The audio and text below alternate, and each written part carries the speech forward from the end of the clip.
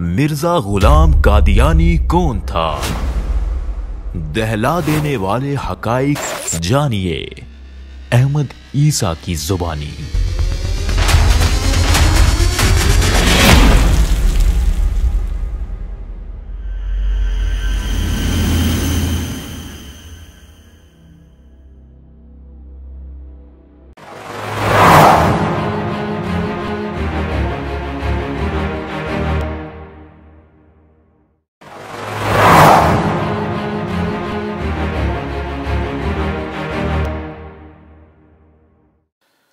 مرزا غلام قادیانی کی امت مرزیہ، امت قادیانیہ جو خود کو جماعت احمدیہ کہلواتے ہیں،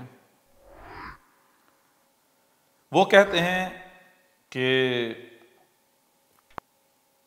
مرزا غلام قادیانی اور جو اس کی جماعت ہے، یعنی ان کی جماعت، ان کے سچا ہونے کی، حق پر ہونے کی قرآن سے ان کے پاس ایک دلیل ہے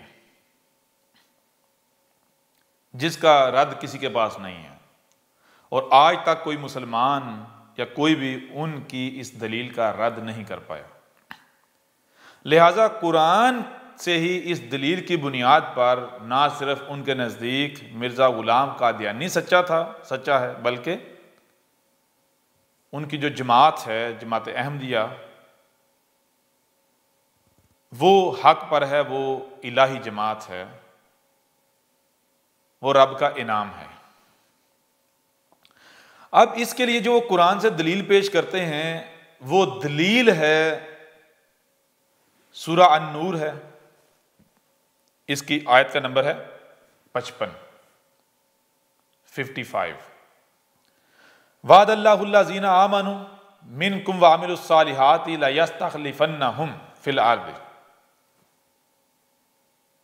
ان کا کہنا یہ ہے کہ اس آیت میں اللہ نے کہا ہے کہ اللہ کا وعدہ ہے مومنوں سے کہ وہ انہیں زمین میں خلافت دے گا، وہ انہیں خلافت دے گا۔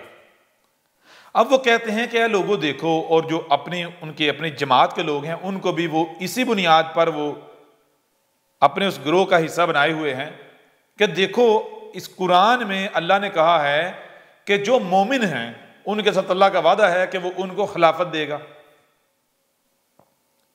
لہذا قرآن کی اس آیت کی روشنی میں یہ بتاؤ کہ کیا مسلمانوں کے پاس خلافت ہے؟ مسلمانوں کے پاس خلافت نہیں ہے۔ دنیا میں کسی اور گروہ، کسی فرقے، کسی مذہب کے پاس خلافت ہے؟ نہیں ہے۔ خلافت کن کے پاس ہے؟ تو وہ کہتے ہیں دیکھو خلافت تو جماعت احمدیہ کے پاس ہے، جماعت احمدیہ کا ایک خلیفہ ہے، ان کے پاس خلافت ہے، ان کے پاس خلافت کا نظام ہے۔ تو کہتے ہیں اب جب کہ خلافت جماعت احمدیہ کے پاس ہے، امت مرزیہ، امت قادیانیہ کے پاس ہے، تو پھر قرآن کی روشنی میں تو یہ مومن ہوئے، یہ مومنوں کی جماعت ہوئی، یہ الہی جماعت ہوئی، کیونکہ جی الہی جماعت ہونے کی جو پہچان ہے، جو شرط ہے، اللہ کے نزدیک مومن ہونے کی شرط کیا ہے؟ اللہ کے نزدیک مومن ہونے کی شرط یہ ہے کہ اللہ کا وعدہ ہے جو مومن ہے ان کو خلافت دے گا۔ اب پوری دنیا میں اللہ کا وعدہ پورا ہوتا ہے جی مرزیوں کے اوپر، احمدیوں کے اوپر، کیوں؟ خلافت ان کے پاس ہے۔ لہٰذا مومن کون ہوا؟ اللہ کے وعدے کا مستحق کون ہوا؟ اللہ کے نظر میں اللہ کا چہیتا مومن، اللہ کے بندے، اللہ کی جماعت کون سی ہوئی؟ وہی جن کے پاس خلافت ہے، وہ تو ہمارے پاس ہے۔ یوں لوگوں کے پاس آگے سے کوئی جواب نہیں ہوتا، اور وہ دیکھتے ہیں بھائی ہاں قرآن سے یہ بات کی جا رہی ہے، لہٰذا وہ پھر اپنے آپ کو جھکا لیتے ہیں، یا پھر اس چیز کو ایک بہت بڑی دلیل بنا کر ڈنڈورا پیٹا جاتا ہے۔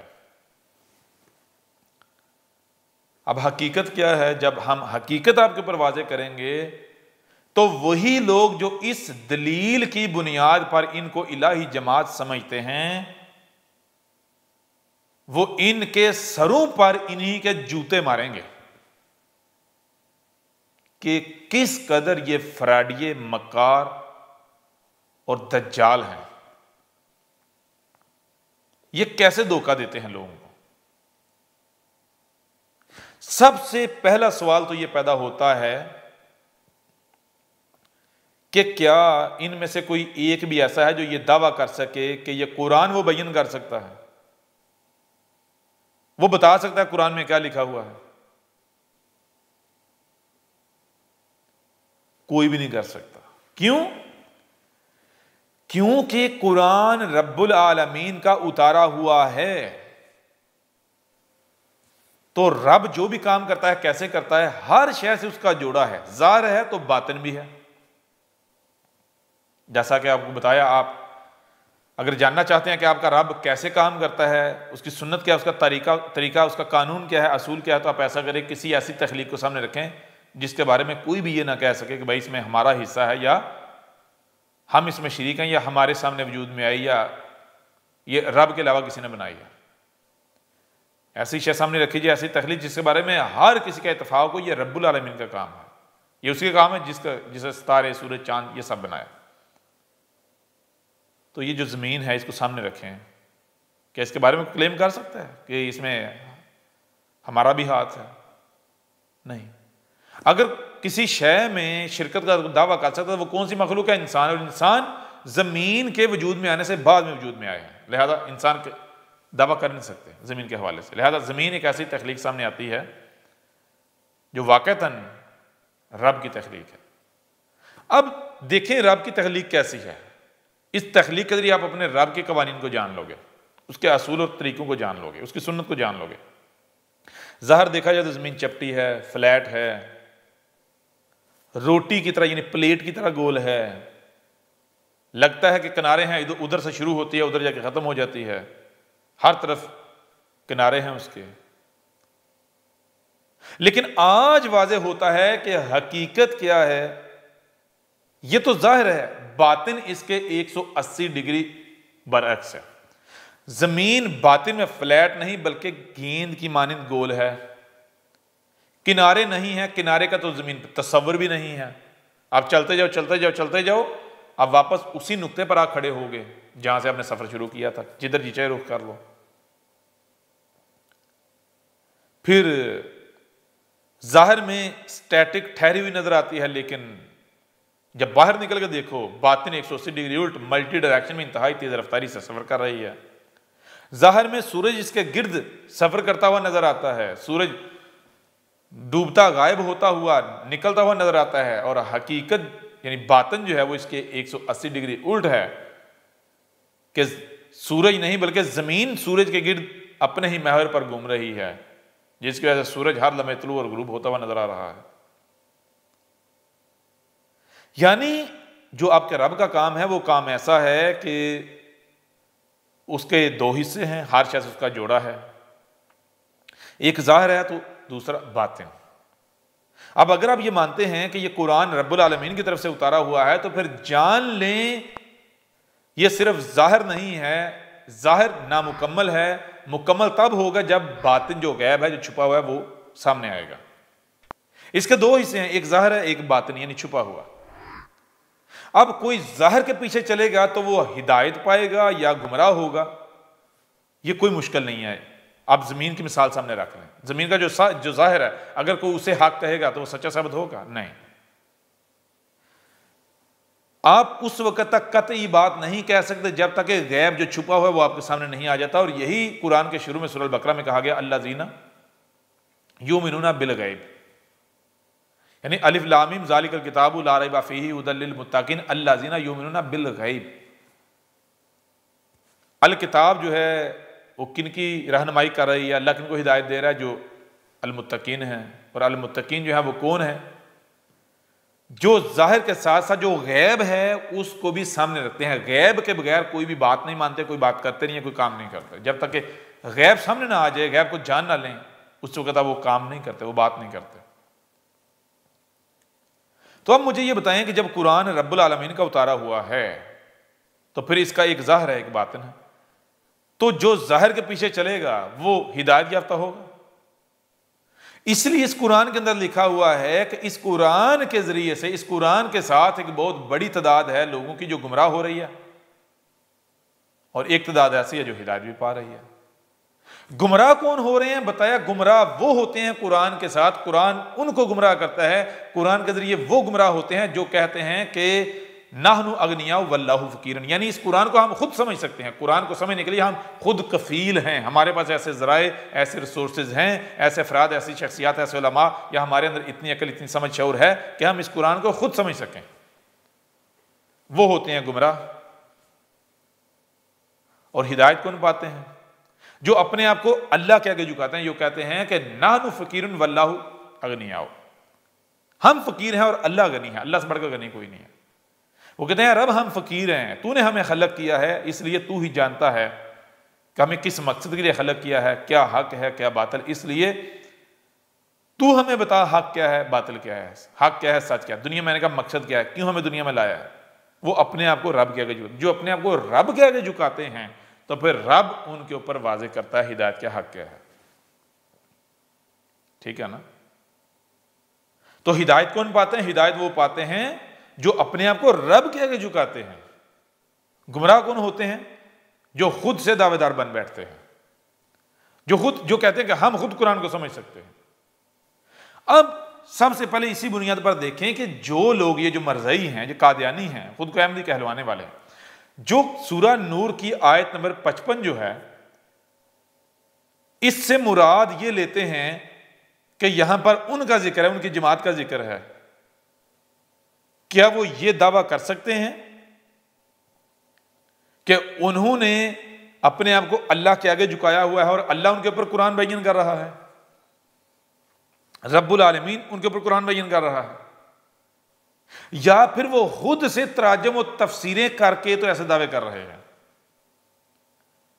اگر تو وہ یہ کہتے ہیں جی اللہ ہمارے اوپر بیان کر رہا ہے، رب العالمین بیان کر رہا ہے، جس کا قرآن ہے وہ بیان کر رہا ہے، تو پھر وہ آئیں میدان میں، کیوں؟ جن کے پیچھے اللہ ہو، جن کے پیچھے رب خود ہو، ان کو میدان میں آنے سے گھبرانا چاہیے، ان کو رب کے ساتھ اپنا تعلق ثابت کرنے سے گھبرانا چاہیے۔ میدان میں آنے سے کون گھبرائے گا؟ رب کے ساتھ تعلق ہونے کا دعویٰ کرنے کے باوجود اس تعلق کو ثابت کرنے سے کون گھبرائے گا؟ جو جھوٹا ہوگا، جو مکار فراڈیا ہوگا۔ لہٰذا اگر تو ان کا رب کے ساتھ تعلق ہے، ان کو رب قرآن سکھا رہا ہے، رب نے ان کے اوپر قرآن بیان کیا ہے، رب نے بتایا ہے ان کو کہ یہ دیکھو یہ تمہارا ذکر ہے، تو پھر میدان میں آئیں۔ اگر میدان میں نہیں آتے تو یہ تو فراڈیے ثابت ہو جاتے ہیں، نمبر ایک۔ نمبر دو، یہ دعویٰ کر نہیں سکتے، کیونکہ سامنے کون ہے؟ اگر سامنے انسان ہے تو پھر یہ دعویٰ کر سکتے ہیں ہاں جی ہمیں رب سکھا رہا ہے، لیکن جب سامنے رب خود آ گیا ہے تو کون ہے جو رب کے مقابلے پر آ سکے؟ اگر ان کے سامنے کوئی گمراہ ہوں گے تو ان کے سامنے تو یہ دعویٰ کر سکتے ہیں، لیکن جب ان کے سامنے رب خود آ گیا ہے، قرآن کا وارث آ گیا ہے، جس نے قرآن لکھا ہے، جس نے قرآن اتارا ہے، جس نے کیا ظاہر کیا کیا چھپایا ہے، وہ خود آ گیا ہے، تو اس کے مقابلے پر یہ آ سکتے ہیں۔ ان کو پتہ ہے ہم ذل رسوا ہو جائیں گے، نہیں آئیں گے۔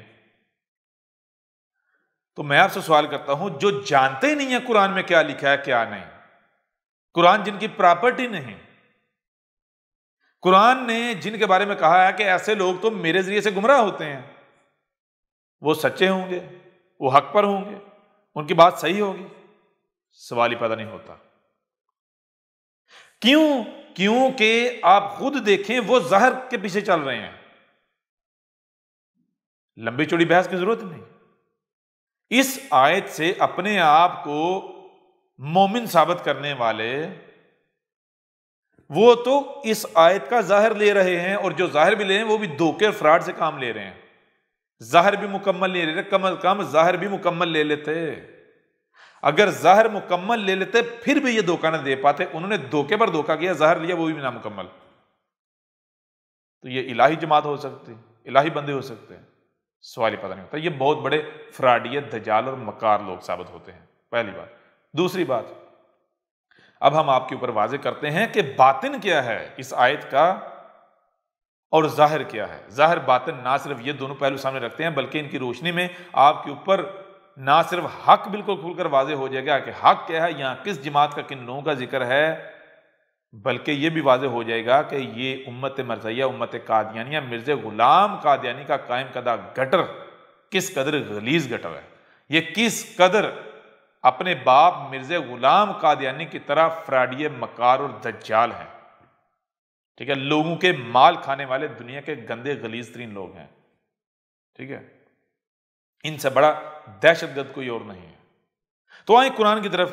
سورہ نور جو ہے اس میں کیا ہے، آیت نمبر 55 ہے، اس میں کہا وعد اللہ، وعدہ تھا اللہ، اللہ ہے، اللہ زینا ایسے لوگ آمنو کہ جو اللہ کی بات کو خود اپنی مرضی سے مان رہے ہیں، منکم تم میں سے، وعاملوا اور عمل کر رہے ہیں، الصالحات اصلاح کرنے والے، لا یستخلفنہم فی الارض کہ ان کو زمین کا خلیفہ، زمین میں خلافت دیا جانا اللہ کا وعدہ ہے۔ وعد اللہ، اللہ نے یہ وعدہ کر دیا ہے، کیا وعدہ کر دیا ہے؟ اللہ زینا آمنو، ایسے لوگ جو مان رہے ہیں کس کی بات؟ اللہ کی بات۔ منکم تم میں سے، صرف یہی نہیں، وعاملوا الصالحات اور عمل کر رہے ہیں، کون سے؟ صالحات، اصلاح کرنے والے، تو ان کو اللہ خود، یا لا کو یعنی ان کو، یس یا اللہ خود، سین آگے چل کر، تخلیفنہم فی الارض زمین میں خلیفہ، نائب بنا دے گا، زمین میں خلافت دے دے گا۔ سب سے پہلی بات یہ ہے کہ یہاں بات شروع ہو رہی ہے کہاں سے؟ رسول سے۔ کیوں؟ کیونکہ جب تک رب جو ہے وہ بشری صورت میں، رسول کی صورت میں سامنے نہ آئے اور لوگوں کی اپنی زبان میں، یعنی جو قوم، جو لوگ زمین میں اللہ کے نائب بننا چاہتے ہیں، ان میں انہی کی زبان میں حق ہر لحاظ سے کھول کھول کر واضح نہ کر دے، تب تک یہ وعدہ پورا ہی نہیں ہو سکتا، ٹھیک ہے نا؟ یہ وعدہ پورا ہی تب ہو سکتا ہے کہ جب رب ہر لحاظ سے، ہر پہلو سے کھول کھول کر واضح کرے کہ یہ کام کرو گے تو پھر میں تمہارے ساتھ وعدہ کرتا ہوں تو میں یہ انعام دوں گا۔ اس وجہ سے یہ چیز مشروط ہے رسول کے ساتھ، نمبر ایک۔ نمبر دو، اس کی وجہ یہ ہے کہ جب رب وعدہ کر رہا ہے تو رب کو پہلے ایک اگزامپل بھی تو سامنے رکھنی چاہیے نا، لوگوں کو یہ چیز خود کر کے دکھانی چاہیے۔ رب کو بشری صورت میں دنیا میں آنا چاہیے، انسانی صورت میں، پھر ایک انسان کس طرح اٹھ کر یہ کام کر کے زمین میں رب کا نائب بن سکتا ہے، رب کو یہ ایک پریکٹیکل اگزامپل قائم کرنی چاہیے، کر کے دکھانا چاہیے، اور اس کے بعد رب کو کہنا چاہیے کہ جو ایسا کریں گے، اس طرح کریں گے، پھر میں ان کو ایسا ہی انعام دوں گا، ایسے زمین میں وارث بناؤں گا۔ تو یہاں ابتدا کہاں سے ہو؟ رسول سے، ہر لحاظ سے، کہیں بھی کسی طرف سے بھی غور کر لیں، اور آپ حیران ہو جائیں گے کہ اس سے جو پچھلی آیت ہے اس میں کیا، اس میں یہی بات کی جا رہی ہے۔ آیت نمبر 54، کل کہ آتی اللہ و آتی الرسول، کل یہ کہنا پڑے گا، کیا کہنا پڑے گا؟ آتی اللہ، کیا ہے؟ تیو، اطاعت کی جا رہی ہے، مانی جا رہی ہے، بات سن کر سمجھ کر مانی جا رہی ہے۔ اللہ، اللہ تھا، اللہ کی اطاعت کیا ہے؟ آتی اللہ کیا ہے؟ اللہ کی اطاعت، اور آتی الرسول، جو رسول کی اطاعت ہے وہ اللہ کی اطاعت ہے۔ کیوں؟ کیونکہ اسی قرآن میں دوسرے مقام پر کہا کہ اللہ اور رسول میں فرق نہیں کرو، جیسے ایک دائرہ ہے، اگر اس دائرے کو درمیان سے کاٹو گے تو دو کمانیں بن جائیں گی، ایک کمان اللہ ہے اور دوسری کمان اس کا رسول، دونوں ملیں گے تو مکمل وجود ہے، اگر دونوں میں سے ایک کو بھی الگ کرو گے تو پیچھے مکمل ہی رہے گا، آدھا ہو جائے گا۔ لہذا اللہ اور رسول آپ الگ الگ نہیں کر سکتے، بیچ میں اور نہیں لا سکتے، دو نہیں کہہ سکتے۔ اللہ اور رسول ایک ہی وجود ہے، ٹھیک ہے نا؟ پہلی بات تو یہ ہے کہ قل اطیعوا اللہ و اطیعوا الرسول فإن تولوا فإنما علیہ ما حمل وعلیکم ما حملتم وإن تطیعوہ تہتدوا وما علی الرسول الا البلاغ المبین۔ اس آیت میں کہا جا رہا ہے کہ دیکھو ہم نے کیا کیا، رسول بھیج دیا ہے، رسول بھیجا جائے گا۔ جب رسول بھیجا جائے تو اللہ کی اطاعت کیا ہے؟ رسول کی اطاعت۔ جو رسول کی اطاعت کریں گے وہ کس کی اطاعت کر رہے ہوں گے؟ وہ اللہ کی اطاعت کر رہے ہوں گے۔ تو اب جو اللہ کی اطاعت کر رہے ہیں یعنی رسول کی اطاعت کر رہے ہیں تو ان کے ساتھ کیا وعدہ، ان کے ساتھ کیا کیا جائے گا، کیا انعام ملے گا، اس کا بدلہ کیا ہوگا، وہ آگے بتایا جائے گا۔ لیکن پہلے واضح کر دیا کہ جو پھر جائیں گے، فَإِن تَوَلُّوا، پس اگر تولو پھر رہے ہو، فَإِنَّمَا عَلَيْهِ مَا حُمِلَ وَعَلَيْكُمْ مَا حُمِلْتُمْ، تو پھر اس کا نتیجہ یہ ہے کہ جب تم پھر رہے ہو تو پھر جو بدلہ آنا ہے، جو نتائج آنے ہیں وہ تم نے خود ہی بھگتنے ہیں۔ پھر جو ذمہ داری وہ تمہارے اپنے اوپر پڑے گی، جو کانسیکوینس ہوں گے وہ تمہارے اپنے اوپر پڑیں گے، جو وہ بال آئے گا۔ کیوں کہ غور کرنا ہے، جب رسول آ جائے تو رسول کیا ہے؟ رب خود ہے۔ رب جب خود آ جاتا ہے بشری صورت میں تو رب کیا ہے؟ لا شریک۔ جب رب بشری صورت میں آ گیا ہے تو رب بشری صورت پہ بھی اپنا شریک برداشت نہیں کرے گا۔ رسول آئے تو جس ریڈیس کے لیے رسول آئے اس ریڈیس میں اس کے دشمن موجود ہوں، وہ مالک ثابت نہ ہو، مالک نہ بنے، وہ رسول ثابت نہیں ہوتا، وہ اللہ وہ رب ثابت نہیں ہوتا۔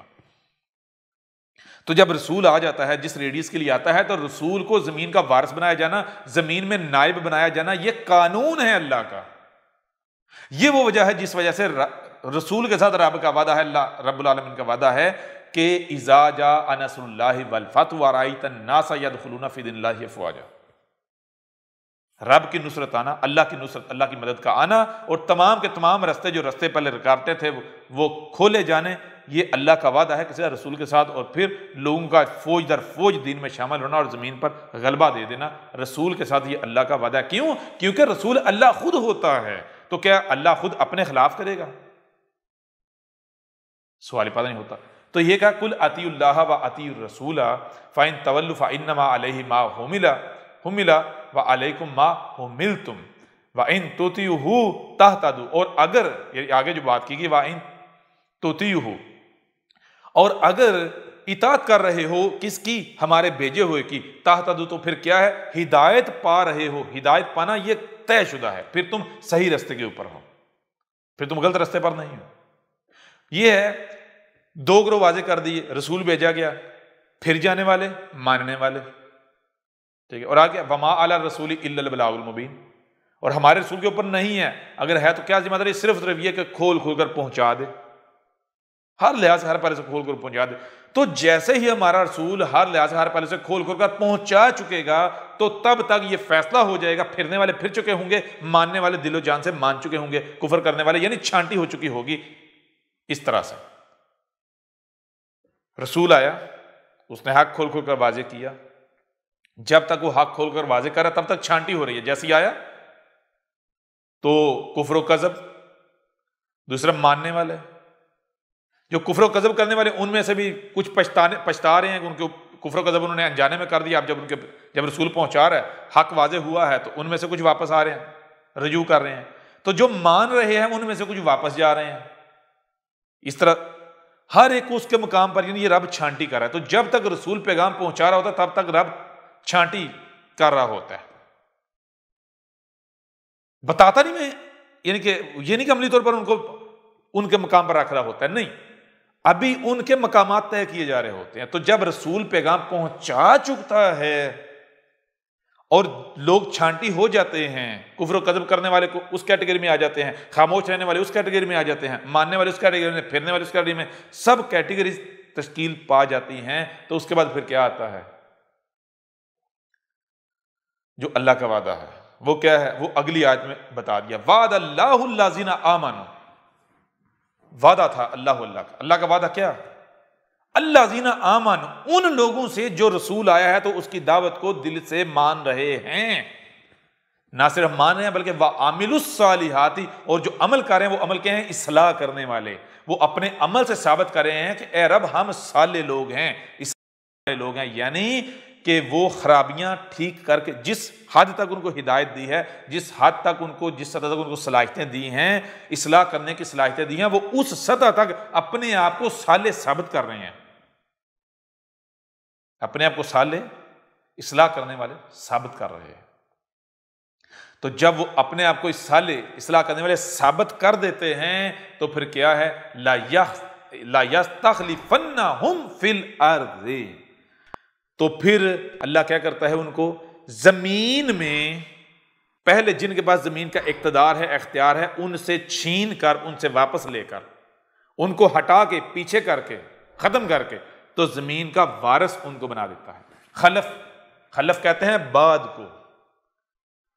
تو خلف فی الارض کا مطلب یہ ہے زمین میں بعد والے، یعنی پہلے زمین کا اقتدار، اختیار آپ نے کسی کو دیا ہوا ہے تو خلف کہتے ہیں، خلف فی الارض کہتے ہیں کہ اس زمین میں پہلے والوں کو ہٹا کے جن کو آپ لے کر آئے ہیں ان کو زمین کا وارث بنانا. ٹھیک ہے جی.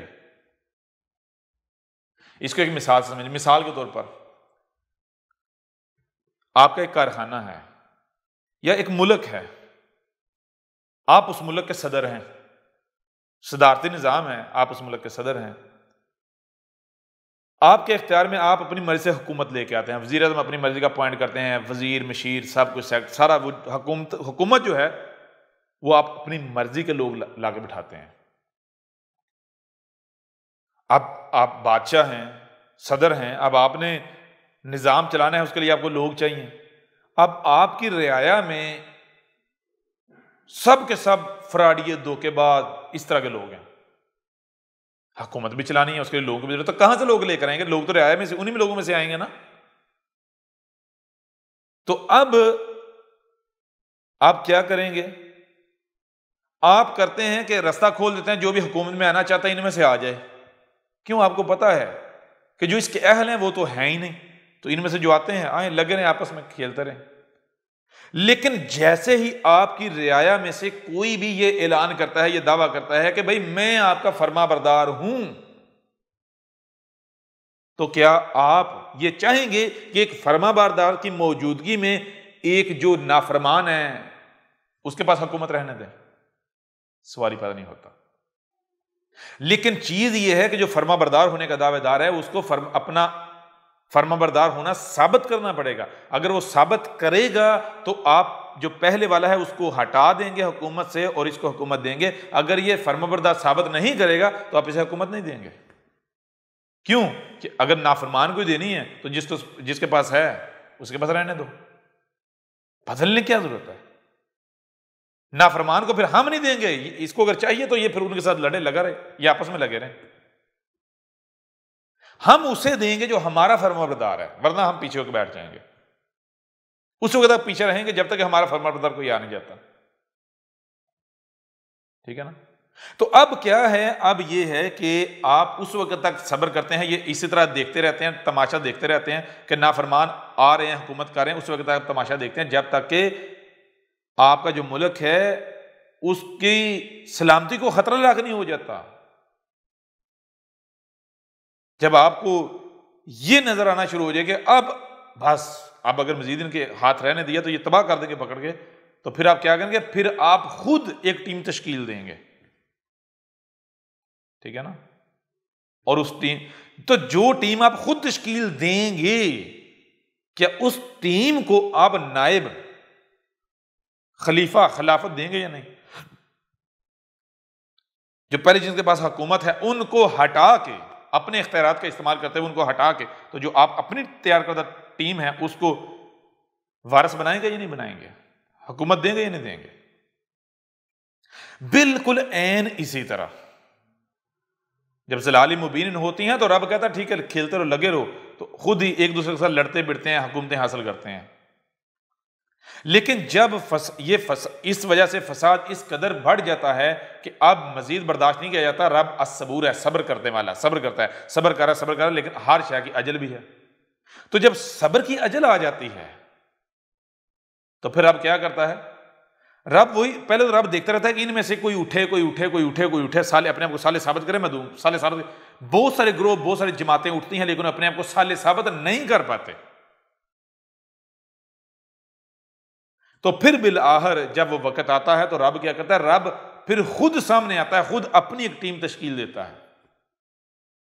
اس ذریعے سے نہ صرف رب پریکٹیکل یہ دکھاتا ہے کہ دیکھو اس کے بعد جب جب بھی وقت آئے تو جو اس سیڑھی پر چڑھیں گے تو یہ منزل پائیں گے،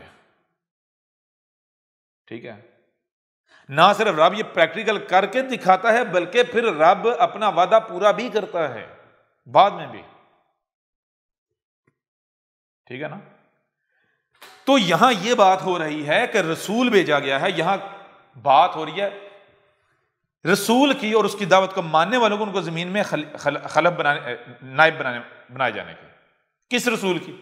قرآن میں اساطیر الاولین نہیں ہے، قرآن میں آپ کا ذکر ہے، قرآن کے نزول سے لے کر اسات کے قیامت تک کا ذکر ہے۔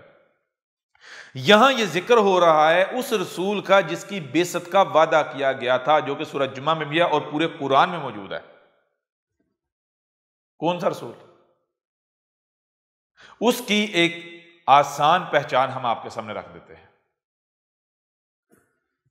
بہت ہی آسان پہچان ہے۔ یہاں جس رسول اور اس رسول کی دعوت کے ماننے والوں اور ان کو زمین کا وارث بنائے جانے والوں کا ذکر ہے، کن کا؟ قرآن میں دوسرے مقام پر بتا دیا۔ یہ سورہ توبہ ہے، 9 نمبر سورہ، تو اس کی آیت کا نمبر ہے 70 یعنی 70۔ کہا جا رہا ہے الم یاتہم نبأ الذین من قبلہم قوم نوح وعاد وثمود وقوم ابراہیم واصحاب مدین والمؤتفکات آتتہم رسلہم بالبینات فما کان اللہ لیظلمہم ولکن کانوا انفسہم یظلمون۔ یہاں اس آیت میں بتایا جا رہا ہے عالم یاتیہم، کیا لم نہیں، یاتیہم، وہ جو آگے آنے والے لوگ ہیں۔ قرآن کے نزول کے وقت کہا تھا کہ آگے آنے والی جو قوم ہے جن کے پاس کیا آ جائے گا؟ نبأ الذین من قبلہم، جو پہلے ان سے پہلے والی جو قومیں ہیں، قوم نوح و عاد و ثمود، وہ جو قومیں جن کو ہلاک کیا گیا، ان قوموں کے بارے میں وہ علم دے دیا جائے گا جو علم اس سے پہلے رب العالمین کے علاوہ کسی کے پاس نہیں ہوگا۔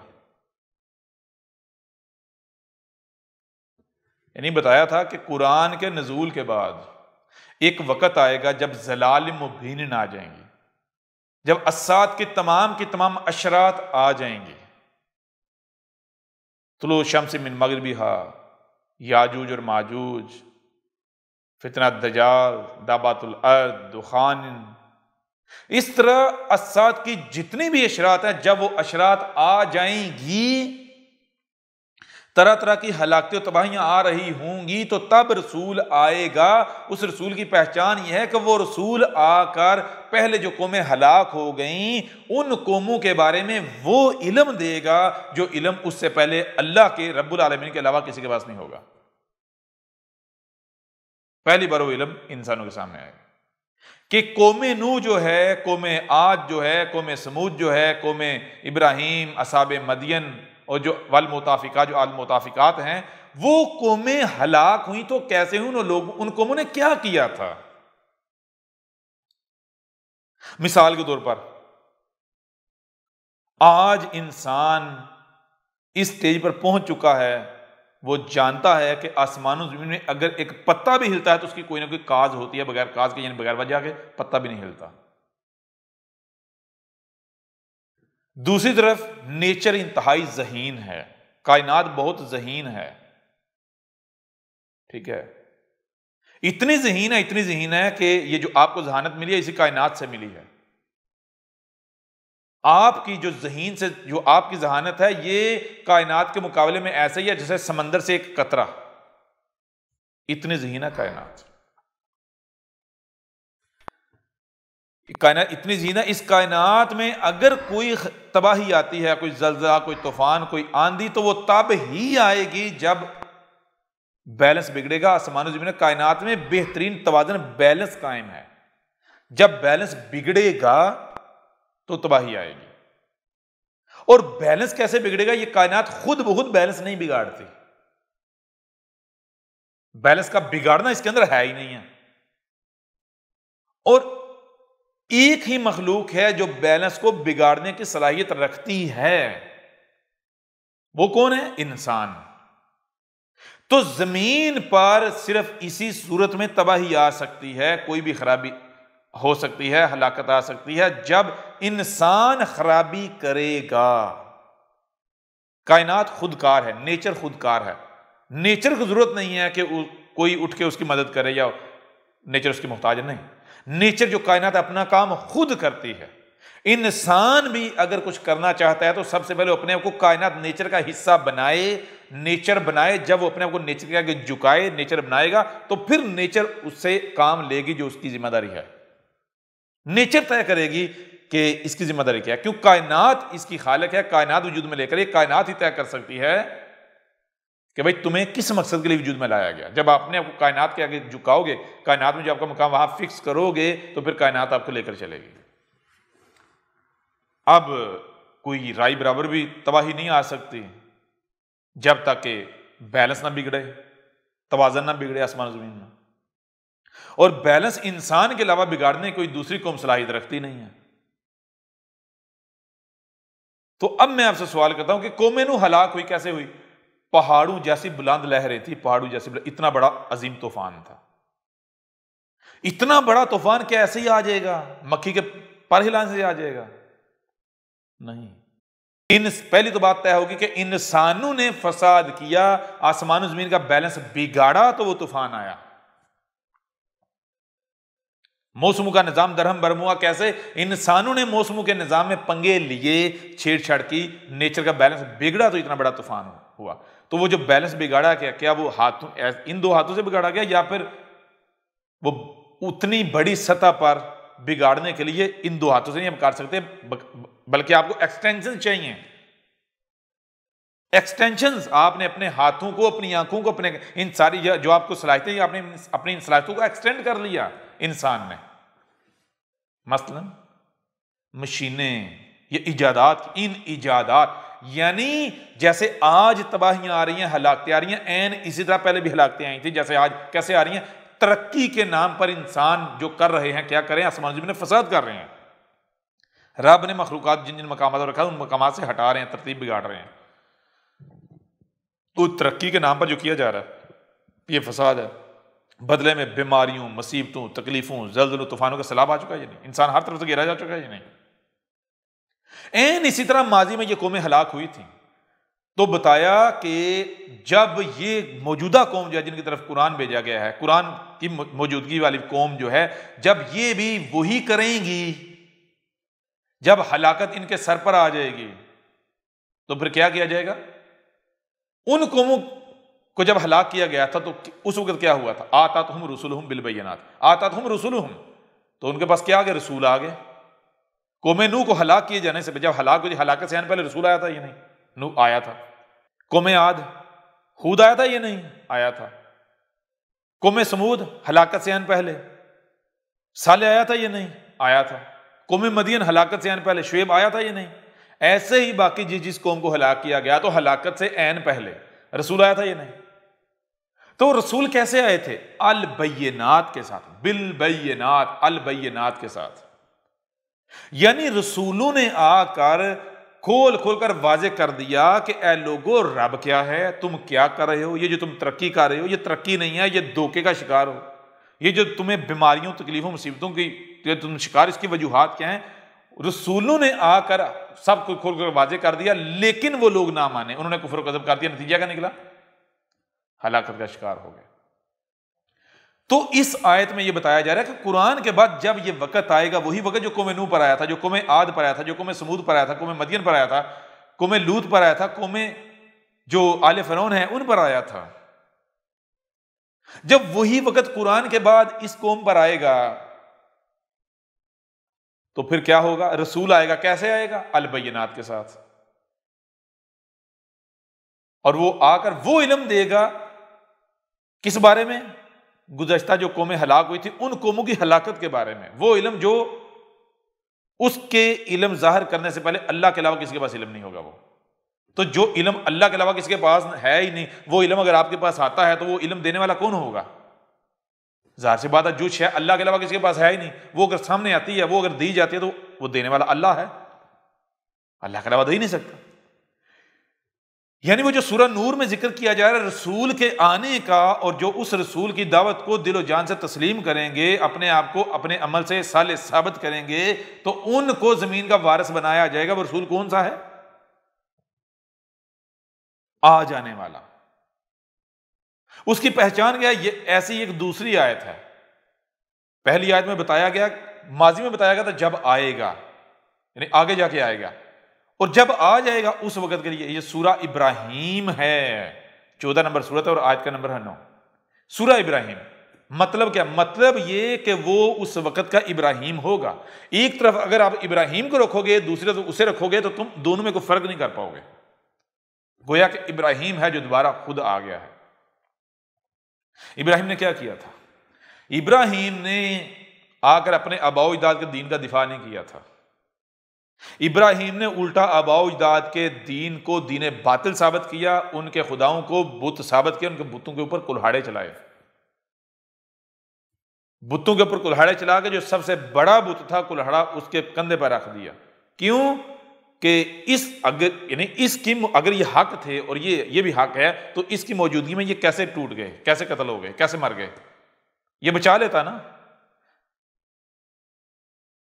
ایسے ہی آئے گا وہ، آ کر وہ آباء و اجداد کے دین کے اوپر کلہاڑے چلائے گا۔ آباء و اجداد کا جو دین ہے انہیں بت ثابت کرے گا، اور ان کا جو دین ہے نہ صرف ان کو بت ثابت کرے گا بلکہ ان کے دین کے اوپر کلہاڑے چلا کے، ان کے بتوں کے اوپر نماز، روزے، حج، زکات، جو کچھ بھی دین کے نام پر کیا جا رہا ہے ان کے اوپر کلہاڑے چلا کے وہ کلہاڑا اللہ میاں کے کندھے پر رکھے گا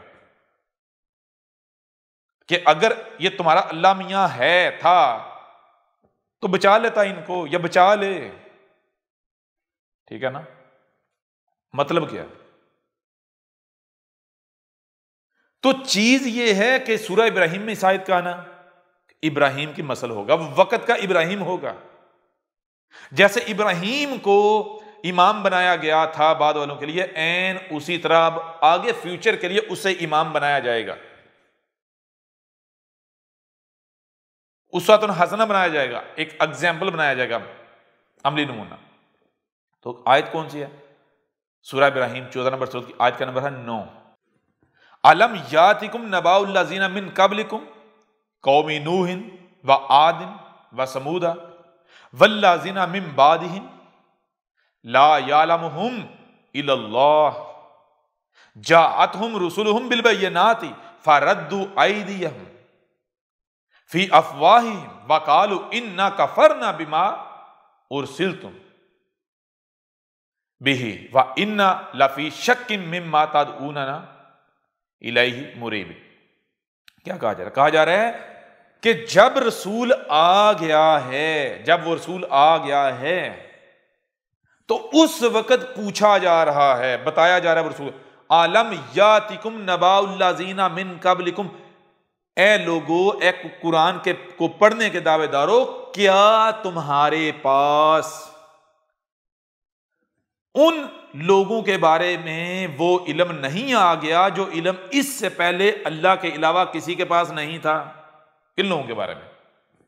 قوم نوح کے بارے میں، قوم عاد کے بارے میں، قوم سمود کے بارے میں، اور جو ان کے بعد جتنی قومیں تھیں، آل فرعون وغیرہ، بنی اسرائیل، سب کے بارے میں۔ کیا ان قوموں کے بارے میں وہ علم نہیں آ گیا؟ ان لوگوں کے بارے میں وہ علم نہیں آ گیا جو علم اس سے پہلے، علم سامنے آنے سے پہلے کسی انسان کے پاس نہیں تھا، اللہ کے علاوہ کسی کے پاس نہیں تھا؟ اگر وہ علم نہیں آیا تو بے فکر ہو جو، کچھ بھی نہیں ہونے والا۔ لیکن اگر آ گیا ہے، عالم یاتکم، کیا نہیں تم میں، تمہیں سے دو ٹانگوں والا ہمارا بھیجا ہوا آ گیا، نبأ الذین، جو تمہیں نبا دے رہا ہے، وہ علم جو علم اللہ کے علاوہ کسی کے پاس نہیں، من قبلکم، ان لوگوں کے بارے میں جو تم سے پہلے تھے، قوم نوح کے بارے میں، قوم عاد کے بارے میں، سمود کے بارے میں، قوم سمود تھے، والذین من بعدہم، اور جو ان کے بعد والے تھے، لا یعلمہم، یہ جو قومیں ہیں ان کے بارے میں کسی کو نہیں ہے علم، کسی کو علم نہیں کہ ان قوموں کے پاس کیا تھا، انہوں نے کیا کیا، کیسے ہلاک ہوئی، کسی کے پاس علم نہیں ہے ان قوموں کے بارے میں، الا اللہ، اللہ ہے جس کے پاس علم ہے، سوائے اللہ کے کسی کے پاس یہ علم نہیں ہے۔ لہٰذا جب یہ علم تمہارے پاس آ جائے تو جان لو وہ اللہ خود ہوگا، وہ اللہ کی طرف سے آیا ہے۔ ظاہر ہے جو علم اللہ کے علاوہ کسی کے پاس ہے ہی نہیں، وہ دے سکتا کوئی؟ تو مجھے یہ بتائیں، اب قرآن کہہ رہا ہے کہ جب وہ رسول آئے گا اس وقت انسانوں سے، جس قوم میں آئے گا، جن کے لیے آئے گا، ان کو انہی کی زبان میں اللہ پوچھ رہا ہے، رب پوچھ رہا ہے کہ کیا تمہارے پاس گزشتہ ہلاک شدہ اقوام کے بارے میں وہ علم نہیں آ گیا جو علم اس سے پہلے اللہ کے علاوہ کسی کے پاس نہیں تھا؟ اگر نہیں آیا تو سوئے رہو، کچھ بھی نہیں ہونا، بے فکر ہو جاؤ، لیکن اگر آ گیا ہے تو گدھے کے بچوں کان کھڑے کر لو۔ جاءتہم رسلہم بالبینات، وہ جو قومیں تھیں ان کے پاس بھی کیا آئے تھے؟ ان میں انہی سے رسول آئے تھے البینات کے ساتھ۔ قوم نوح میں نوح آیا جب ان کو ہلاک کیا جانا تھا۔ کب آیا تھا؟ جب ان کو ہلاک کیا جانا تھا۔ وہ قوم کیا کر رہی تھی؟ یہ واحد احمد عیسیٰ ہے جس نے آ کر ہر پہلو سے کھول کر واضح کر دیا کہ جسے جو تم آج ترقی کہتے ہو یہ صرف تم نے نہیں کی، یہ وہ قومیں بھی کر چکی اور تم سے 90% بڑھ کر تھیں۔ وہ بھی اس کو ترقی سمجھتے، لیکن یہ ترقی نہیں، یہ بہت بڑا دھوکہ ہے جس کا وہ شکار ہو گئی۔ الدجال دنیا کا سب سے بڑا فتنہ انسانوں کے ہاتھوں سے خلق کیا ہوا، ٹھیک ہے نا؟ تو بتائیں یہ علم کس نے آ کر دیا؟ کیا یہ علم مرزا غلام قادیانی نے آ کر دیا؟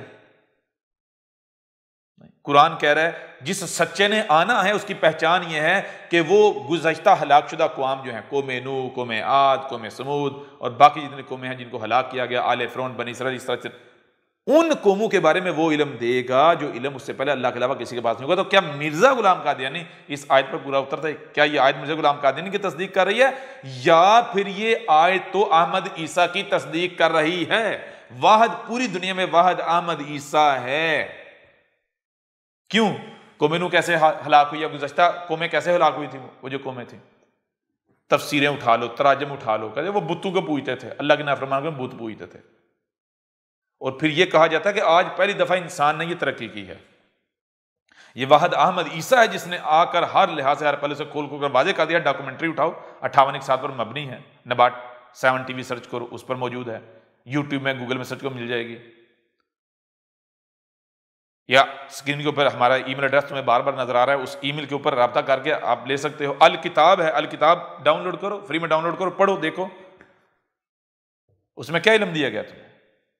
دنیا کی کوئی طاقت غلط ثابت نہیں کر سکتی، ہر لحاظ ہر پہلے سے کھول کر واضح کیا ان قوموں کے پاس کیا تھا۔ یہ جسے تم ترقی کہتے ہو یہ پہلی دفعہ نہیں ہوئی، اس سے پہلے وہ قومیں کر چکی اور اسی وجہ سے وہ ہلاک ہوئی تھی۔ انہوں نے ترقی کے نام پر آسمان زمین نے اس قدر فساد کر دیا، توازن بگاڑ دیا کہ پھر تباہیاں آئیں اور وہ ہلاک ہو گئے۔ اور جب وہ ہلاکت ان کے سر کے اوپر تھی، ان کو لگتا تھا دنیا ایسے ہی چلتی رہنی ہے، بلند و بانگ عمارتیں، جدید سوسائٹیاں، یہ مشینیں موجیں کر رہے تھے، اور ان کو لگتا تھا ایسے دنیا چلتی رہنی۔ رسول آیا، نوح نے آ کر حق کھول کر واضح کیا کہ یہ ترقی نہیں ہے، یہ تم دجال کا شکار ہو چکے ہو، فتنہ دجال کا، مارے جاؤ گے، ہلاکت تمہارے سر کے اوپر ہے۔ وہ نہیں مان رہے تھے، وہ اندھوں کی طرح ایک دوسرے پیچھے چل رہے تھے، نہیں کہتے ساتھ والوں کے ساتھ ہیں، کچھ بھی نہیں ہونے جا رہا، یہ اتنی عمارتیں، بلڈنگیں، کارخانے، مشینیں یہ ختم ہو جائیں گی، کیسے ممکن ہے؟ تو رسول آئے کیسے؟ البینات کے ساتھ، مطلب کہ ہر شخص اس کا جوڑا ہے۔ وہ بھی مانتے تھے کہ رسول نے آنا ہے، مسیح نے آنا ہے، لیکن کیسے آئے گا؟ معجزات کے ساتھ آئے گا، یہی اس کی پہچان ہوگی۔ دروازہ بند کر کے بیٹھے ہوتے تھے، کہتے تھے سچے کی پہچان یہ ہوگی جس نے آنا ہے، رب نے وعدہ کیا ہے آنے کا، بھیجے جانے کا، لیکن وہ جو مسیح آئے گا، ایک تو جب 100% گمراہیاں ہوں گی اس وقت آئے گا، نمبر یہ جو آگے دعوے دار ہے یہ تب آیا جب دنیا میں علم کے فوارے پھوٹے ہوئے ہیں، جدید سے جدید علوم جو ہے ان کے سیلاب آئے ہوئے ہیں، یونیورسٹیاں کل ضرورت نہیں ہے، نمبر 1۔ نمبر 2 کہ رسول تو آتا معجزات کے ساتھ، اور یہ ہمارے جیسا ہے، کفر کر دیا، کذب کر دیا۔ دروازہ بند ہے، اس کی پہچان ہی یہ ہے کہ جو جس نے آنا ہے اس نے ایک نے آنا، مسیح نے آنا، معجزے ہوں گے اس پاس، تو کفر و کذب کر دیا۔ کیا فردوا ایدیہم، اپنے ہاتھوں سے رد کیا، ہاتھوں یعنی طاقت کا استعمال کیا رسولوں کے خلاف، فی افواہہم، اور جو ہاتھوں کا استعمال کر رہے تھے وہ محض منہ کی ہوا کے بنیاد پر اپنی بات کو سچا ثابت نہیں کر پا رہے تھے، منہ سے محض ہوا خارج کر رہے تھے، ان کی کوئی بھی بات باوزن نہیں تھی ان قوموں کی رسولوں کے مقابلے پر۔ اور وقالو، اور جیسے آج تم کہہ رہے ہو، کیا کہہ رہے ہو، انا کفرنا بما ارسلتم بہ، یہ تو جس کے ساتھ آیا نا جو باتیں کر رہے جا ہم نہیں مانتے، ان کا بھی یہی کہنا تھا، یہی حرکتیں تھیں۔ وَإِنَّ لَفِي شَكٍّ مِّمَّا تَدْعُونَنَا إِلَيْهِ مُرِيبٍ، یعنی کسی بھی صورت تیری جس طرح تو بلا رہا ہے ہم نہیں آنے والے، ہمیں شک ہے تیرے دین میں، یہ حق نہیں ہو سکتا، یہ ہے وہ ہے، حالانکہ غلط ثابت نہیں کر سکتے، صرف شک ہے، ثابت نہیں کر سکتے، تو چلو اپنے شک کو ثابت ہی کر دو، وہ بھی نہیں۔ تو چیز یہ ہے، اب آپ نے یہ دیکھ لیا کہ کس رسول کا ذکر ہے سورہ نور میں، اس رسول کا جس نے آنا ہے، تو پھر کیا ہونا ہے؟ اگر باقی آیت میں دیکھو، پورے قرآن میں تو بتایا ہے وَإِن يُكَذِّبُكَ فَقَدْ كَذَّبَتْ قَبْلَهُمْ قَوْمُ نُوحٍ وَعَادٌ وَثَمُودُ، قرآن میں جگہ جگہ بتایا ہے کہ اس رسول کو کہا جا رہا ہے کہ اگر یہ تیرا کذب کرتے ہیں تو یہ کوئی نئی چیز نہیں ہے، کہ یہ کذب پہلی بار نہیں ہونے جا رہا، یہ پہلی بار نہیں ہوا، اس سے پہلے بھی ہو چکا کذب، قوم نوح نے بھی کیا تھا نوح کا، قوم عاد نے بھی کیا تھا ہود کا، قوم سمود نے بھی کیا تھا صالح کا، قوم شعیب نے بھی، یعنی قوم مدین جو اس نے شعیب کا، قوم لوط نے بھی لوط کا، ہوا تھا نا کفر، آل فرعون نے موسیٰ کا، تو نتیجہ کیا نکلا تھا؟ آج بالکل وہی نکلنے جا رہا ہے۔ تو یہ جان لیں کہ سورہ نور کی طرف اب آئیں واپس، سورہ نور میں بتایا جا رہا ہے کہ جو رسول آئے گا وہ آ کر وہ علم دے گا گزشتہ ہلاک شدہ اقوام کے بارے میں، قوم نوح، قوم عاد، قوم سمود، ان قوموں کے بارے میں، جو علم اس سے پہلے اللہ کے علاوہ کسی کے پاس ہوگا نہیں، وہ رسول جو ہے، وہ رسول جب آئے گا جو اس کی دعوت کو دل سے تسلیم کر رہے ہوں گے اور اپنے عمل سے اپنے آپ کو صالح ثابت کر رہے ہوں گے، تو ان کے ساتھ اللہ کا وعدہ ہے کہ ان کو زمین میں نائب بنائے گا۔ اس وقت زمین پر جو قابض ہوں گے، جن کے پاس زمین کا اختیار ہوگا، اقتدار ہوگا، ان قوموں کو، ان لوگوں کو ہٹا کے، تو یہ جو جماعت ہوگی جو رب کا بھیجا ہوا رسول ہوگا اور اس کی دعوت کو ماننے والے، ان کو زمین میں وارث بنائے گا، نائب بنائے گا۔ کیسے؟ غور کیجئے گا، کَمَا اسْتَخْلَفَ الَّذِينَ مِن قَبْلِهِمْ، کہا ہے کہ بالکل عین اسی طرح زمین میں ان کو وارث بنایا جائے گا، زمین کے نائب بنایا جائے گا، پہلے والوں جن کے پاس حکومت ہوگی، اقتدار کو ہٹا کے ان کو حکومت دی جائے گی، جیسے پہلے ہم نے کیا تھا۔ پہلے دیکھو نوح آیا تھا، نوح اور اس کی ماننے والوں کو ہم نے زمین میں کیسے خلف کیا تھا، قرآن میں آیات اٹھا کے دیکھ لو۔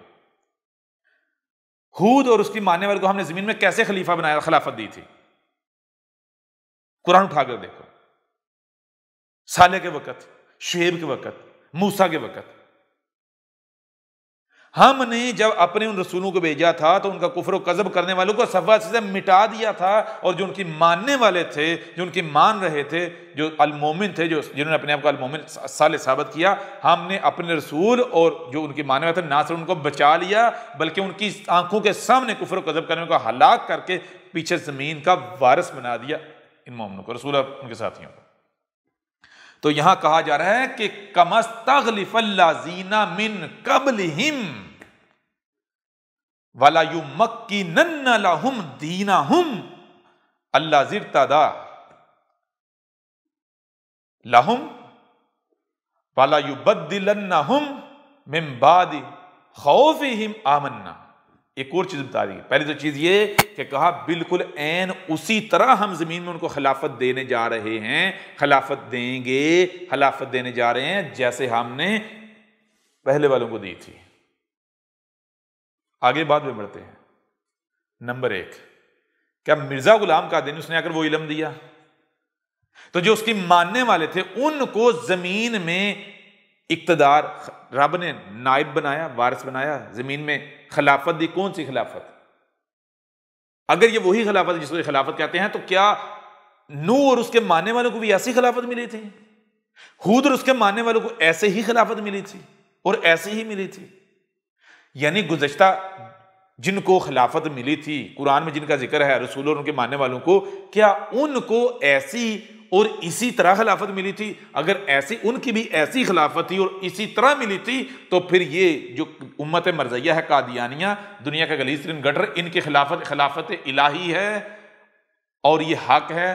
اگر ان کو ایسے نہیں ملی اور ایسی خلافت نہیں تھی تو پھر یہ کیا ہے؟ اس سے بڑا کوئی فراڈ، دجل اور کوئی ہے ہی نہیں۔ تو آج دنیا کا کوئی مرزائی، کوئی قادیانی آئے میدان میں ثابت کرے کہ یہ جو جس کو یہ خلافت کہتے ہیں یہ عین اسی طرح کی خلافت ہے جیسی نوح کو ملی تھی، جیسی ہود کو ملی تھی، جیسی صالح کو ملی تھی، جیسی شعیب کو ملی تھی، جیسی لوط کو ملی تھی، جیسے موسیٰ اور ان کے ماننے والے، ان رسولوں کے ماننے والے کو ملی تھی۔ ثابت کر دیں۔ اور ان کو عین اسی طرح ملی ہے جیسے ان کو ملی تھی۔ نور اس کے ماننے والوں کو کیسے ملی تھی؟ نوح آیا تھا، اس نے حق کھول کر واضح کیا تھا، وہ لوگ نہیں مانے تھے، عذاب آیا تھا، اس قوم کو صفحہ سے مٹا دیا گیا تھا، اور نور اس کے ماننے والوں کو زمین کا وارث بنا دیا گیا تھا، خلیفہ بنا دیا گیا تھا۔ کہاں جائیں گے؟ کہاں جائیں گے؟ نمبر 1 آگے بڑھیں۔ نمبر 2 وَلَا يُمَكِّنَنَّ لَهُمْ، کہا ان کو مکن، حکومت دی جائے گی۔ کہا وہ جو خلافت ہے نا، مزے کی بات دہلا کے رکھ دیں گے، کہا وہ جو خلافت ہے وہ مکن ہوگا، زمین میں حکومت، طاقت، اختیار۔ تو جس کو یہ خلافت کہتے ہیں، کیا یہ مکن ہے، طاقت اختیار ہے زمین میں، فی الارض، پوری زمین میں، پورے گلوب پر؟ کیا یہ جو ان کی قادیانیوں کی خلافت ہے، کیا یہ پوری زمین میں مکن، حکومت ہے ان کی؟ اور پوری زمین کیا، یہ تو جس گھر میں رہتے ہیں، جس گٹر میں ہگتے ہیں، وہ ان کی اقتدار میں نہیں آتا۔ تو یہ کہاں سے قرآنی خلافت ہو گئی، الہی خلافت ہو گئی؟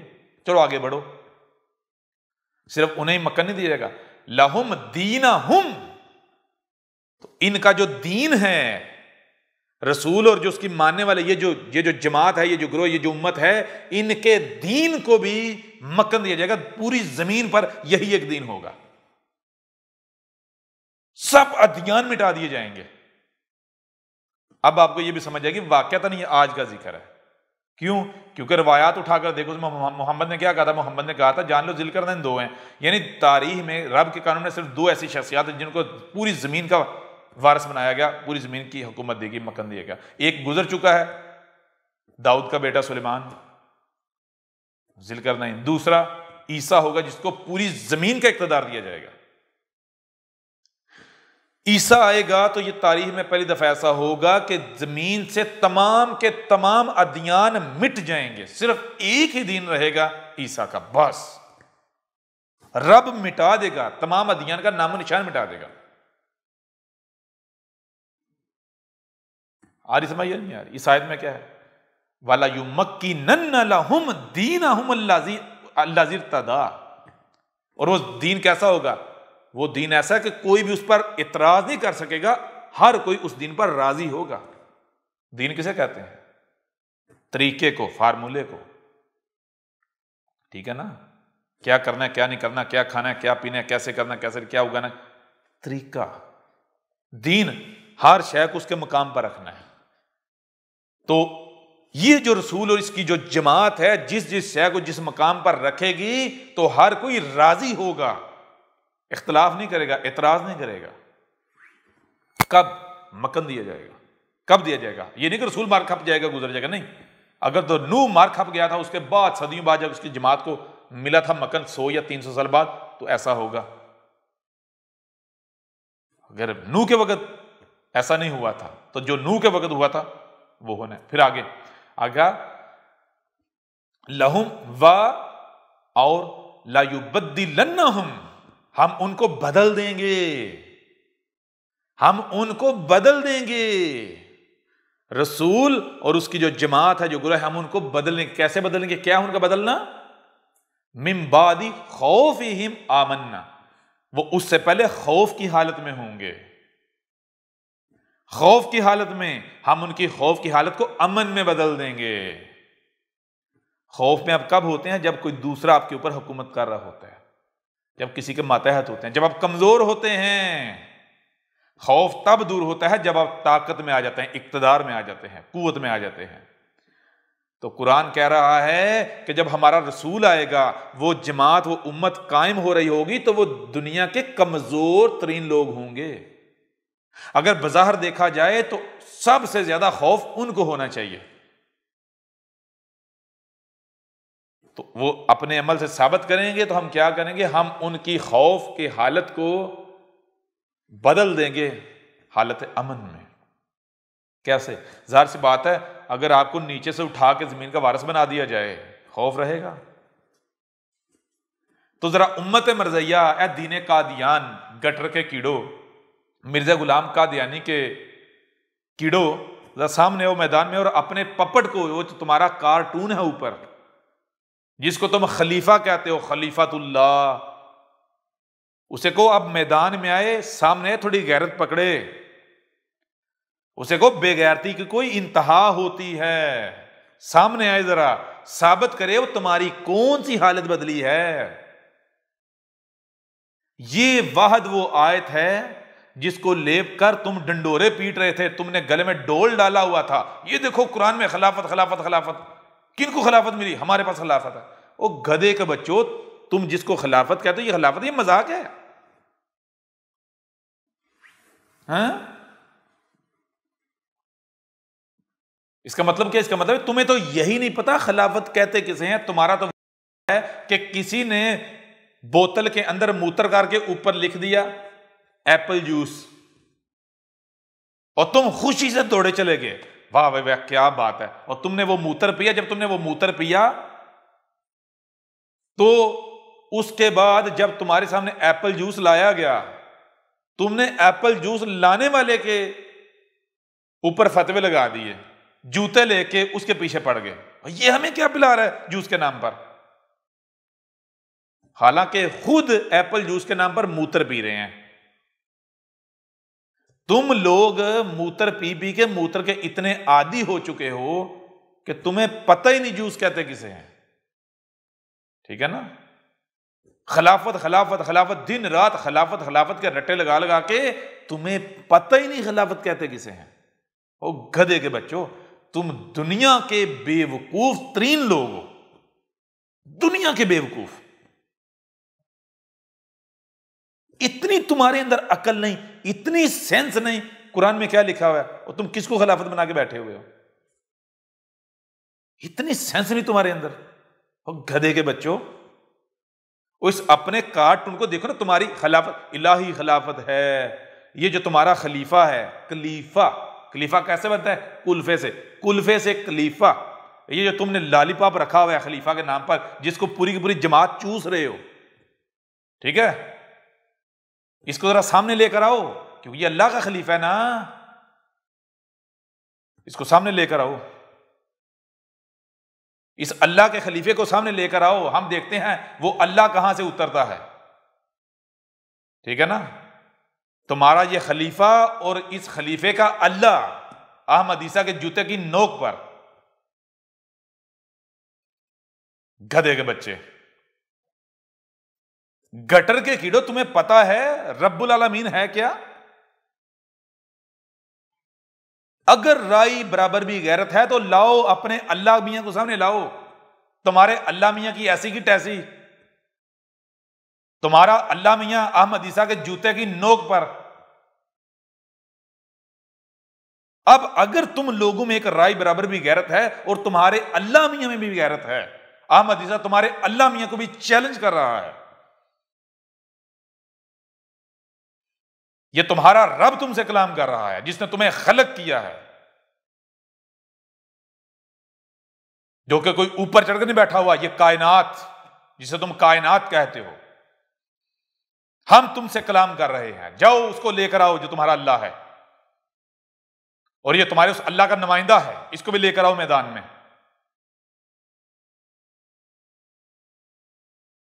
دیکھتے ہیں ہم کہاں سے تم اپنے آپ کو سچا ثابت کرتے ہو۔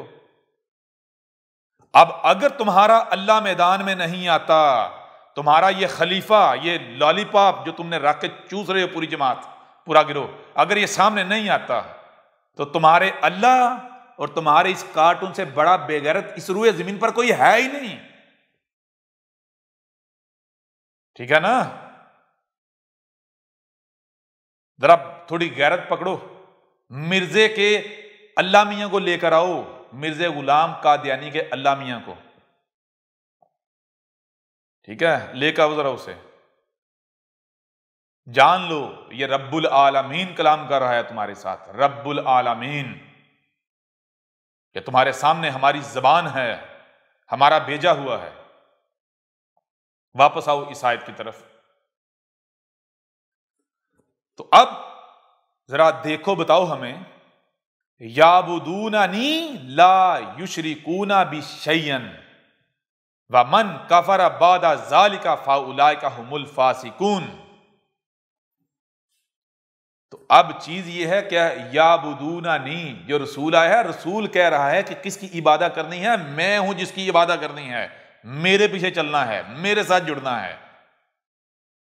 لا یشرکون بی شیئا، میرے ساتھ کسی کو بھی شریک نہیں کرنا، میرے مقابلے پر کسی کو بھی نہیں لے کر آنا. کس کے مقابلے پر؟ میرے مقابلے پر. یہ جو تمہارے سامنے بیٹھا ہوا یہ کون ہے؟ تمہارا رب. یہ تم ہمارا تھوڑا سا حصہ دیکھ رہے ہو، یہ ہماری آیت ہے، ٹھیک ہے؟ میں تمہارا رب تم سے کلام کر رہا ہوں. میرے علاوہ کسی کے ساتھ بھی تم جڑو گے تمہیں کوئی جائے پناہ نہیں ملنے والی. وہی بچے گا جو میرے ساتھ جڑے گا. اب کا مطلب کیا ہے؟ عین بے دال. جو عین ہے، عین کیا ہے؟ جو حقیقت میں اپنا وجود رکھتا ہے، نہ کہ غین. اس کی وجہ سے کوئی دوسرا دعوے دار ہو جائے، نہیں. اس کی وجہ سے کسی دوسرے کا وجود بنے، نہیں. عین، عین کیا ہے؟ یہی کائنات جسے تم کہتے ہو. بے دال، بے کہتے ہیں ساتھ لنک ہونا اور دال فکس ہو جانا، ٹھیک ہے نا؟ یعبدوننی، ایک ہی رستہ ہے تمہارے پاس، وہ یہ کہ میری عبادت، میرے ساتھ جڑ جاؤ. میرے ساتھ کس کے ساتھ؟ جسے تم کائنات کہتے ہو، مدر نیچر کہتے ہو. لا یشرکون بی شیئا، اور یہ جو تم شرک کر رہے ہو، مداخلت کر رہے ہو، میرے مقابلے پر کسی کو بھی لے کر آ رہے ہو، باز آ جاؤ. ومن کفر، اور جس نے کفر کیا. اب حق اس قدر کھول کر واضح کر دینے کے باوجود جس نے کفر کیا، جو مقابلے پر آیا، جس نے مقابلے پر کسی کو بھی کھڑا کیا، کچھ بھی کیا، اب رخ ادھر ادھر کیا، بعد ذالک، اس کے بعد، فاولئک هم الفاسقون. پاس یہ کون ہیں ایسا کرنے والے؟ کون ہیں؟ ہم، یہ جتنے بھی ہیں ایسا کرنے والے، الفاسقون، الفاسق ہیں، فسق کر رہے ہیں. تو جو فاسقین ہیں، جو فاسق ہیں، فاسقون، ان کا انجام کیا ہے ہمیں بتانے کی ضرورت نہیں. ہم تمہیں پریکٹیکل دکھائیں گے، دور نہیں ہے، اپنی آنکھوں سے دیکھو گے. یہ کوئی مرزا کذاب نہیں بیٹھا ہوا، ہر شے سے اس کا جوڑا ہے. سچا ہے تو کذاب جھوٹا بھی. پہلے کذاب آتا ہے پھر سچا آتا ہے. یہی تو سچے کی پہچان ہے. وہ آ کر بتاتا ہے کہ وہ کذاب تھا، وہ کذاب کو آ کے واضح کرتا ہے، ٹھیک ہے؟ کذاب کا سحر وہ آ کے توڑتا ہے، سچا آ کر توڑتا ہے. جہاں تک تمہارے پاس جو دلائل ہیں، ہمارے پاس سوالات آتے ہیں کہ اگر یہ جماعت احمدیہ الہی جماعت نہ ہوتی، رب کا اس پر ہاتھ نہ ہوتا تو 100 سال سے زیادہ عرصہ ہو گیا، یہ کیسے قائم ہے؟ پھیل گئی، یہ ہو گیا، وہ ہو گیا. بے فکر ہو جاؤ، تمہیں ایک ایک سوال کا جواب ملے گا. وہ یہ جو تم جس بنیاد پر اکڑ رہے ہو، یہ مہلت ہم نے دی تھی. اس مرزا غلام قادیانی کذاب الخنزیر نے ہم سے مہلت مانگی تھی. جتنے عرصے کی اس نے ہم سے مہلت مانگی تھی، ہم نے اسے مہلت دی. لے جا، تو کر کے دکھا، لے جو تیرے دعوے ہیں پورے کر کے دکھا. تو ہمارا بھیجا ہوا نہیں ہے، تو کر کے دکھا اپنے آپ کو ہمارا بھیجا ہوا ثابت. اور وہ کر کے دکھا، زمین میں مکر حاصل کر کے دکھا. دیکھتے ہیں تو کیسے کرتا ہے، تیرے ماننے والے کیسے کرتے ہیں. تو جو مہلت اس نے مانگی تھی وہ مہلت ہم نے دی. اب جب وہ مہلت پوری ہو گئی تو ظاہر سی بات ہے وہ مہلت ہم نے دی ہوئی تھی نا، تو ہم ختم تھوڑی ہونا دیں گے.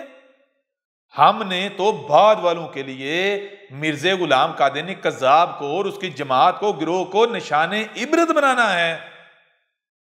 یہ تو ہم نے خود ڈیل دی ہوئی تھی تاکہ بعد آگے فیوچر میں کوئی بھی کذاب کھڑا ہونے سے پہلے اپنا انجام سامنے رکھے.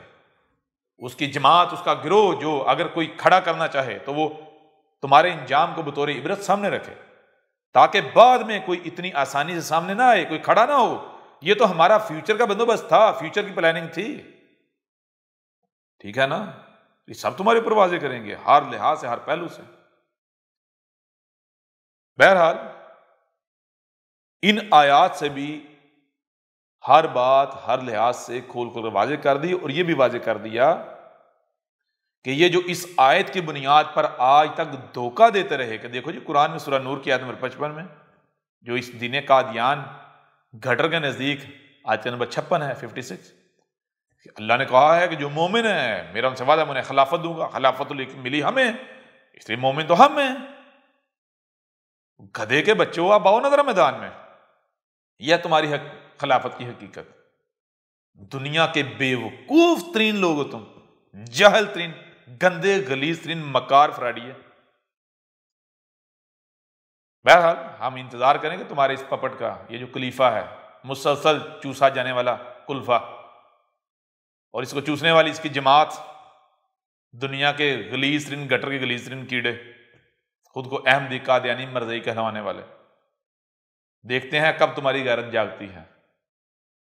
بہرحال دیکھو تمہارے ساتھ ہوتا کیا ہے. اب تمہارا کاؤنٹ ڈاؤن سٹارٹ، اب اینڈ ہو چکا، بہت ہو گیا، بہت کھا لیا، بہت موجیں تم لوگوں نے لوٹ لیں. اب اپنی آخری گنتی سٹارٹ کر دو.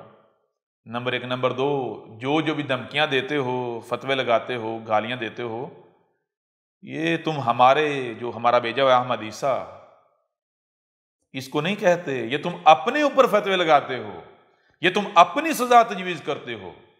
ہم نے مسلمانوں کو بھی کہا تھا مسلمانوں جان لو، جو احمد عیسیٰ کو کچھ بھی کہے گا، کوئی الزام، کوئی تہمت، جو احمد عیسیٰ کے لیے کوئی سزا تجویز کرے گا تو سزا تجویز کیوں کرے گا؟ کہ کذاب ہے اس لیے اس کو یہ سزا ملنی چاہیے. اب اگر احمد عیسیٰ کذاب ہے تو وہ سزا ملنی چاہیے، اگر کذاب نہیں تو وہ سزا اسی کو ملے گی جو تجویز کر رہا ہے. اللہ یہ کہ وہ رجوع کر لے، رجوع کرتا ہے تو بچے گا، ورنہ جو احمد عیسیٰ کے اوپر کسی قسم کا فتویٰ لگائے گا وہ اپنے لیے سزا تجویز کرے گا. ٹھیک ہے نا؟ ہم اسے نشان عبرت بنائیں گے، ذلیل و رسوا کر کے رکھ دیں گے. تو لہٰذا کر کے دیکھ لو. احمد عیسیٰ کون ہے؟ کیا آپ احمد عیسیٰ کو جانتے ہیں؟ احمد عیسیٰ وہ ہے جس نے ان باتوں پر سے پردہ اٹھایا ہے جس پر آج ہر کوئی اختلاف کر رہا ہے. حق اور باطل کی پہچان اب انتہائی آسان. آج ہی الکتاب کو ڈاؤن لوڈ کریں.